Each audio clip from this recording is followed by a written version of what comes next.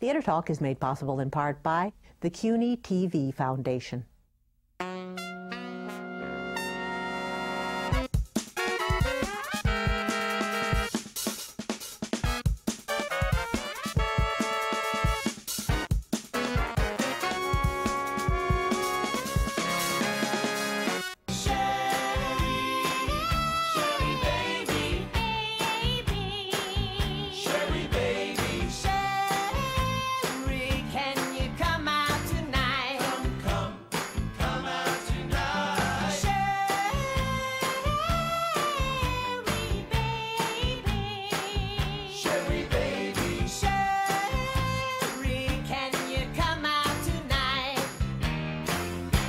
This is Theater Talk. I'm Susan Haskins. Our guests were on our show first about 2.5 years ago to tell us about this little jukebox musical that they'd just written. So now we're having them back to see how it turned out. To introduce them, Michael Riedel of the New York Post. They were struggling young writers at the time, really trying to break into this business, but they've hit the jackpot, and we're so happy that they're back, celebrating, I believe, the second, going into your third year of Jersey Boys on Broadway. The writers and creators of Jersey Boys, Rick Elice and Marshall Brickman. Welcome back to Theater Talk. Woohoo! Thank you for having us. That's right. Now, 2 years into this juggernaut on Broadway, you've got a couple of productions around the country, I believe. You just opened one in London. Three around the country, right? Are you financially solvent now, Rick? I'm comfortable. No, that only works if you ask me if... What was the question? But it's true, Michael. They're in London, they're in Las Vegas, there's a tour, they're in Chicago, and then there's Australia, right? Australia's coming up in about just about a year from when this show will air, if the show airs sometimes before 2035. And you're now financially comfortable, right? I've paid off my student loan, finally. It comes in. Yes, we're okay. The enduring popularity of this show, particularly I'm thinking as you go around the world with it, what is it that Australians, British people would respond to? Because the Frankie Valli music was the soundtrack to the lives of many baby boomers here in New York who embraced the show initially. What do you think is the allure of the show when you get beyond that kind of crowd? It has yet to be determined whether there is an allure. We hope for the best. The records sold very well in the UK, and they sold very well in Australia too, as it happens. So the familiarity with the music, which has always been, I guess, the come-on of the piece, it has a certain amount of potency in those other places too. But the story, you know, a good story is a good story.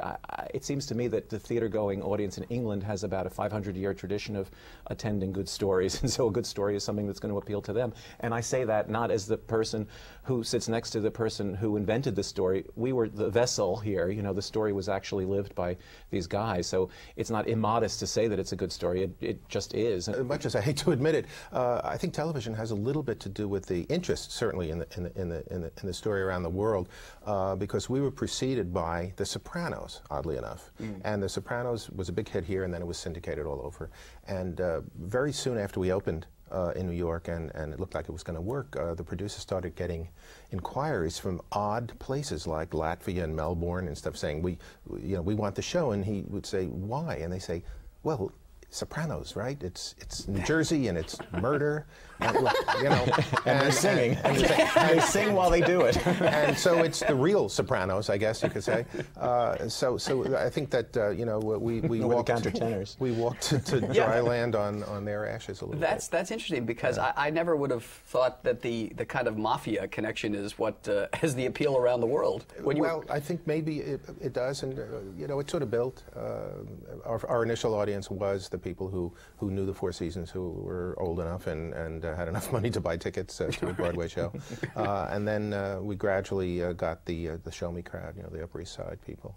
But and once you know you're sort of okay in New York, then people want it. Yeah. We had a little timing issue in London when we got there, just before performances started. We were just finishing teching the show, and we had gone away for a while and came and had just arrived at Heathrow, and passing by the newsstands en route to the hotel, and it's about 48 hours before the first preview, and in England, you know, they put up the headline, they sort of write it in hand to sell papers, and the headline says, Jersey Boys killed, and it says, and then it says Jersey Horrors, and on another one, and you think, what the hell's going on here? We haven't even started playing. This is It was terrible. the New York Times. So it turns out that on the Channel Island of Jersey, they had found in a boys' orphanage, like right out of a Guillermo del Toro movie, they had found these horrible bodies of boys buried in the basement, and each day another horrible revelation was occurring in the news, and this is what they were reporting. So the very first night, an audience came, and the guy comes downstage and says, "We put Jersey on the map." The audience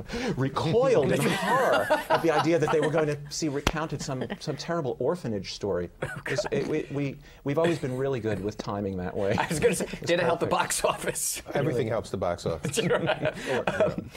Did you find in London, as you go outside of the United States with the show, you have to make some changes to it? Are there certain things that a non-American audience just don't seem to grasp? Well, you know, they don't understand English in England. is the problem that we've had. Actually, what happened is that we actually had vetted out some of our more colloquial references with the actors, and they said, "Oh no, we get that." But in fact, for instance, the word "can," colloquial, in America means the can, or it means the toilet. Right. In England, it means the jail. So if you have a line of dialogue that says, "So my wife was sitting on the can," you get the look of an oil painting from the audience, and they're trying to think of whether they're in the right planet or not. So we had to go back and change 10 or 15 lines like that. Local references, make them a little more appropriate. Yeah. But the songs are fail-safe, right? I mean, absolutely, they're the motor. Yeah. You guys are working on a whole bunch of other things now too, I believe, right? You're doing a project with Tommy Tune. Is a bunch more than two? Then it's not a bunch. What are the two? You're doing something with Tommy Tune. We're doing something with Tommy Tune, which goes to the Goodman in Chicago for an opening in October or September. And what is it? What's it called? It's called Turn of the Century. Is that the one that it's got that interesting sort of cunning theatrical device? It does, yes. That's right. That you never actually would tell me about, but it's got a sort of secret little... CTD, we call it, the cunning theatrical device. It's an original musical and comedy. And a musical comedy. It's funny. And then the other is the Addams Family, which, like the Jersey Boys, he wrote me into it, and now I realize that it's really going to be a lot of fun. It's the Addams Family musical, with Andrew Lippa doing the music, and with the two guys who are working with Peter Gelb at the Met, who just staged Satyagraha, and are going to do the John Adams opera. It's called... Aren't they the... Improbable Theater. The Improbable... Dr. Atomic, yeah, right, the Improbable guys. Very interesting choice to do a Broadway musical, and it's... We got along so well with the English on Jersey Boys that we've decided to keep the association going. Let me ask you, Rick, you've been around the Broadway a long time, and I'm sure that you, like I am, was a great fan of Tommy Tune's work, those wonderful shows, Nine, Grand Hotel, even going back to Best Little Whorehouse. But Tommy kind of disappeared from the scene for a long time, and a lot of people have thought, the career was over with. You're starting to work with him now in a big new musical. Do you think he's still got it? Michael. No, we just took pity on him because he didn't have anything to do, and we felt sorry for him because he's tall and thin and he looked hungry. Well, we went to him and said, we want to talk to the Tommy Tune who directed Cloud 9. That was not Nine, not Will Rogers or at Grand Hotel or even Best Little Whorehouse Goes Public. We wanted to talk to the guy who directed Cloud 9 because that was the because what we do, I think, with maybe intentionally and maybe by accident, is we tend to write plays with songs. And so we really didn't want a big splashy production, which is good because we only have about $6. But we wanted that first-person connection with the kind of theater tradition that we celebrate. I very vocally, and Marshall sort of down deep, where in that place in him where the theater can still be loved. And Tommy was the perfect nominee, and he was very graciously allowed us to pursue him until finally he couldn't say no. Did you all shop around to get Des McAnon to Jersey Boys back when? Nobody wanted to do Jersey Boys, and when we finally wound up through Dick's, what's her name?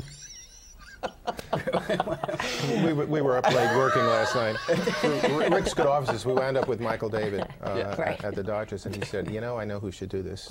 It's Des McAnuff." He was smart, yeah. Do you know Tommy Tune? Did you know him before he began to do this? No, we met at Peter Stone's memorial, actually, when I said a few words, which he remembered. But he's been amazing. And you know, the contrast between him and Des has really been a wonderful education. What way? Well, you know, Des is very much a commander, in a way. You know, he's a guy who will lead you through the underbrush, you know, and he knows exactly where he's going and he knows how to do it. And Tommy is much less of a guy who gives orders and stuff. It's just a different approach. It's two ways into the same thing. Thinks very visually. He doesn't say that can't be done. He says, I don't know how to do that. And so immediately, you know, you go off and you try and figure out the way you can help him, you know. So it's a different, he's very, very subtle. And but inside is real steel, which is great. And it's starting to come out now as the dates are approaching. Right. And so now when he looks over the script and says, out, change this. Yeah, and it's great. It's really, really interesting how many different styles of personality you can have to come to, you know, to an actual production. Yeah. How do you guys, you know, you're now in that tradition of Kaufman and Hart and Lindsay and Krauss. Tradition. After one show? I thought it was, who was it supposed to be? I thought it was Well, I think of myself as, as George Kaufman, and I think of Rick as Edna Ferber. Only because of the way I dress, that's all. So anyway, we're in this grand tradition, which we just started. And I'm curious to know the collaboration, how you actually work together. I mean, when you sit down, you both sit at a typewriter facing each other like Spencer Tracy and what's her name? Hepburn. Katharine Hepburn. Katharine Hepburn, thank you very much. I thought you were there, but you couldn't spit it out. The thing about a collaboration is that that a dialogue is a good way of exploring ideas, you know. I've said this before, so I'll say it again, that after I'd worked with Woody on a couple of projects and I decided to go out on my own, I would actually sit at the typewriter, then it was a typewriter, and I'd do a dialogue. I'd say, all right, so what does this guy want? Maybe he wants this. Maybe, well, you know what? I'm hungry. I'm going to go out and get a sandwich, and then I would go out and get a sandwich. And so when you have another person in the room, you have a dialogue, and it's a really good. It starts to sound like The Shining a little bit, doesn't it? When she looks over and sees full this work insane and no typing. So the way our work has evolved, and it's different. I've collaborated with only 3 people in my life, but the way it's evolved with us is that it takes the form of a really extended conversation. We come up with a story, you know, a scenario, which is a sort of a present, you know, in the historical present, and then we really divide it up. And I'll say, all right, I'll do the scene in which the husband and the wife are fighting over the children because I know that, you know. And Rick will say, well, I know this, and I'll do that, and then we trade it. And so are there scenes in Jersey Boys that are all written by you? No. No, everything is written by both of us. So you talk it out, and then you actually go off separately and write the scenes off, and then swap scenes. Although yesterday we actually sat in the same room for about 8 hours, which we do every now and then. Because we have a reading coming up, and we have to. When we're closing in on it, it's also good to be together because it's just always good to be together with Marshall. You know, I conspire for our alone Do you time. do you act the scenes out? No, but that's a good idea. We should try that. No. And quite often neither do the actors, which requires us to come in. Anyway, I had a thought, but you don't jump up on, like Mel Brooks, you know, jumps up around on the furniture and sort of. Mel Brooks jumps up on the furniture. So you got these 5 productions around now. I said 5. Yeah. 5. There's 5 companies. So do you go over there and get them up and running? We went over for London, and a few weeks ago when we began going up to and the first week of performances in Las Vegas, I was there, and we're going back out there together in a few days. So what might you be called upon to do there? What do you need to? Well, in both those cases, London and Vegas, it was good to be there early on, beginning of rehearsals, early on beginning performance, when you start to get audiences, because there are certain tweaks happening with the script, and you want to make sure that the script's being well represented and that the audience is getting it, and they're leaving having had a terrific time, and we're all there obviously focused on that. With the other productions, it's basically you know, we get to fly in and enjoy ourselves. I know, isn't it nice to have hits around the world, though? I mean, you fly in, go to I don't parties. like to fly, so I don't care. Did you cut it down? But in Vegas, we will be probably required to wax Sheldon Adelson's car. That's. Are you going to cut it down for Las Vegas? No. You're not, because that's a big debate in that Vegas. Was there was a big debate about to do an intermissionless version or the 90-minute tab version, as they call it. There are all these sort of contractual reasons why things can't be longer than 95 minutes. That was taken all off the table long ago. At your insistence? At the creative team, Bob and Frankie and us. We weren't interested in doing sort of a bait and switch because it was always going to be called Jersey Boys, you know, and Phantom of the Opera, for example, is not called Phantom of the Opera in Las Vegas. It's called Phantom. So it can be something else because it's called something else. But we were always going to be Jersey Boys, so we didn't want to do anything but Jersey Boys. And if you go in and you do a cut-down version and it crashes, then you really feel like... Yeah. Well, also a cut-down version of our show would end up being sort of like a concert, Exactly. a cover concert, and that the real Frankie Valli's playing across the streets. How involved in it at this point are Frankie Valli and Bob Gaudior? Are they as on top of all Frankie's the on the productions? road a lot. You know, he has a rejuvenated concert career. He did before, but this is, you know, hasn't heard. And Bob is amazing. He's quite spectacular. First of all, he has an amazing ear. He produced the album, which just went gold, by the way, Really? about 2 weeks ago. It's a great, No, it's a no, great no, Wasn't a 2 long weeks time ago. Long time ago. It's already We just like got our gold records. 700,000. But he is very, very adamant about making sure that the sound that the audience hears, the sound of the songs and everything, primarily because that's his, you know, his métier.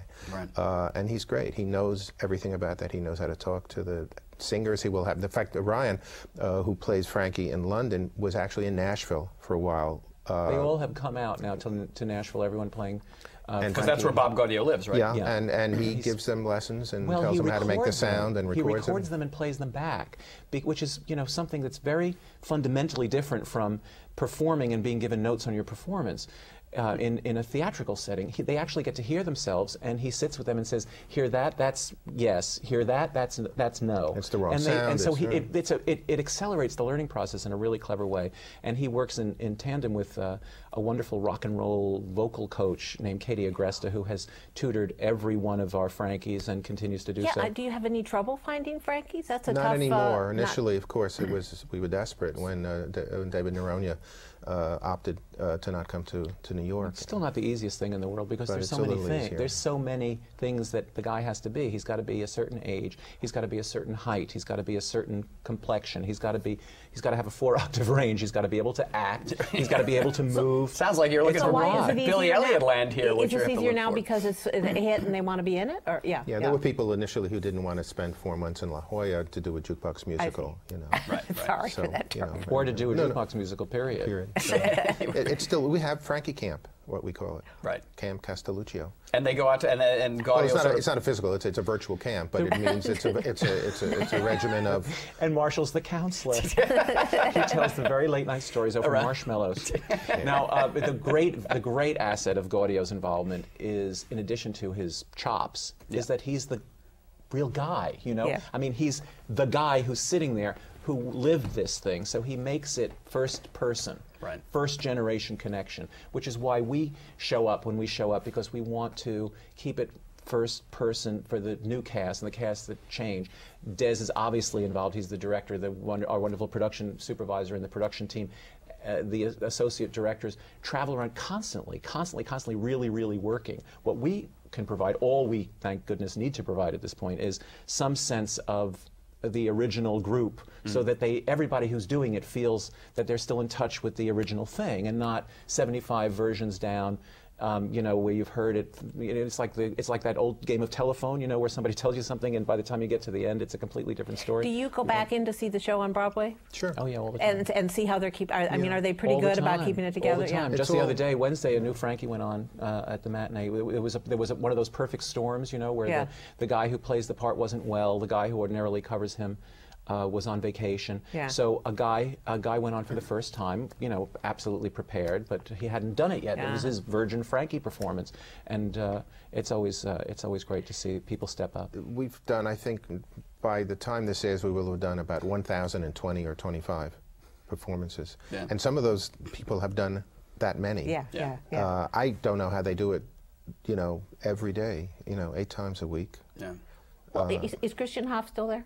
Yeah. Yes. I mean, somebody like him who's such an amazing performer, and you really feel he loves it, right? And you really feel he loves it, and he's fabulous. You know that's. I don't know how they that's do it. what he lives to do. They get a lot back. I know this sounds touchy-feely and everything, but they do get a lot back from the audience, and that makes it a little bit easier. That's pretty Well, touchy-feely. no, it makes it actually a lot easier. It makes it a whole lot easier than if they aren't there, or if they're screaming boo and throwing tomatoes at you. Or if they're saying 8 performances a week is too many. You know, it's got to be fun to be in a hit where you know the audience is going to have a good time. The first performance in Las Vegas, which extended over the first weekend, because the first show was on a Friday night, they didn't have the certificate of occupancy in the theater until 5:30 for a 7 o'clock curtain. The dress rehearsal that afternoon, the cast and everybody who was watching, the production crew, everyone's wearing hard hats. You know, everyone, whole cast, they're changing costumes, putting dresses on over the hard hats, all that stuff. Really, really wild. The first performance, about 100 diehard fanatics from all over the country, and there's sort of a network of them now, showed up at Vegas, I think probably to see whether we'd screwed it up, because there are so many changes that happen to shows that go to Las Vegas, and they wanted to make sure that we were, you know, keeping it honest, as Anderson Cooper would say. And they came and saw it, and they were, you know, effusive, and they wait for the actors, and they get to know the actors. They have forcibly become part of the family of the show, and they know the actors who are playing the show in Vegas. They know the actors who are playing the show in New York. They know the actors who are playing the show on the road. I just read Marshall an email yesterday. This woman who went over from Vegas, went over to London and saw the show 3 times in 3 days and came back and went on the blog and gave her whole report. They're very, very proprietary about the show. What's a Jersey? Love them, but I mean, no, come on now. You know, Bill Shatner. No. Don't put down the fans. Without the fans, there's no theater. Without the audience, there's no play. What did Bill Shatner say? Well, Bill He Shatner, said, Priceline. Bill Shatner, you know, does these conventions of Star Trek. The Trekkies come and there are 5, 6, 7, 8,000 of them in an arena, and he walks out and he looks at them and he says, "Get a life."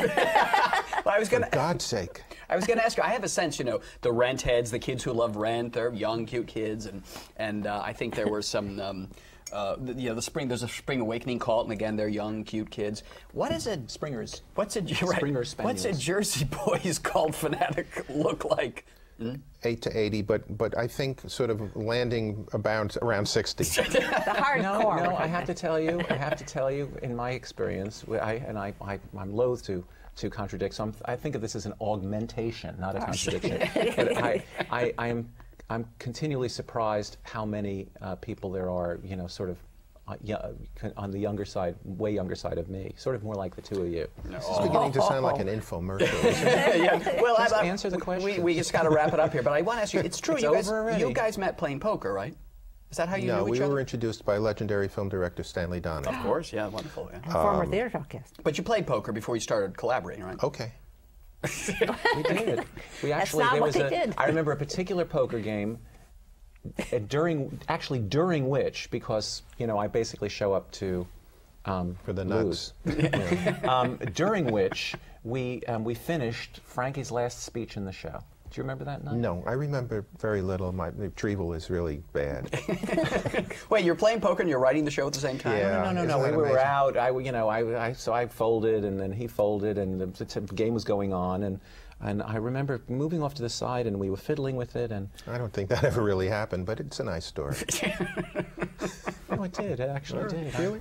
I can tell you what date it was too, but that would sound really obnoxious. Who's the better poker player? Yeah, I know the ranking of the hands. I don't have to ask, you know, does a flush be 2 of a kind? He's implying that I do, but which might very well be true.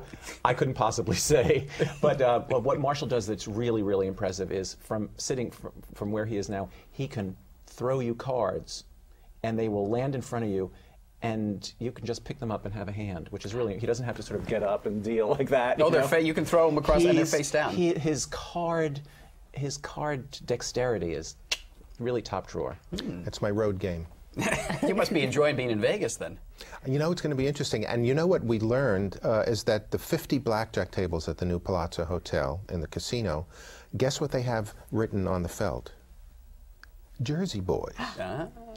It's pretty So remarkable. they really, they're out there on a limb. It's because I hope it works. It's the I mean, cameras I know over the it- tables, the actual the logo actually works very well to help the cards contrast on the black and white security surveillance cameras. So it turns out to be a good thing for the hotel and a nice thing for us too. Well, we're glad it's working out. Marshall Brickman, Rick Elice, the writers and creators of Jersey Boys. Good luck with the show. Thank you. Good to see you again. Thanks for being our guest tonight on Theater Talk.